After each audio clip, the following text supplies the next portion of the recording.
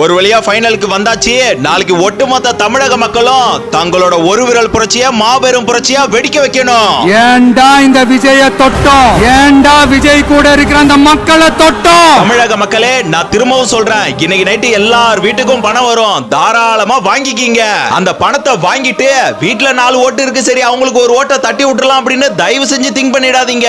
வீட்டுல இருக்க ஒட்டுமொத்த ஓட்டுமே நம்ம அண்ணனுக்கு தான். வீட்டுக்கு ஒரு விஜய், வீட்டுக்கு ஒரு ஓட்டு கிடையாது. வீட்டுல இருக்கக்கூடிய ஒட்டுமொத்த ஓட்டுமே நம்ம தளபதிக்கானதா இருக்கணும்.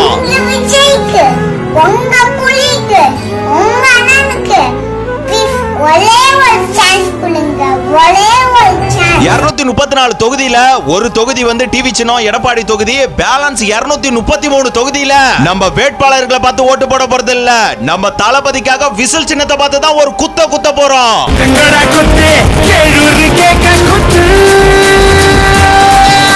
விசில் புரட்சிக்கான ஓட்டு நமக்கானது, தளபதிக்கானது மட்டும் இல்ல, ஒரு தலைமுறைக்கானது.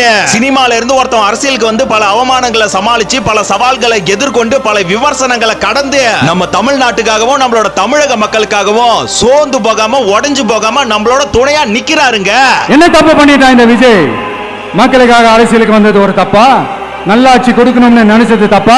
ஊழலை செய்யக்கூடாதுன்னு நினைச்சது தப்பா? லஞ்சமே வாங்க கூடாதுன்னு நினைச்சது தப்பா? கடைசியா ஒரே ஒரு வார்த்தை மட்டும் சொல்லிடுறேன், தமிழகத்தோட கடைசி நம்பிக்கை இவர் தான். தமிழகத்தோட கடைசி நம்பிக்கை இவர் மட்டும்தான்.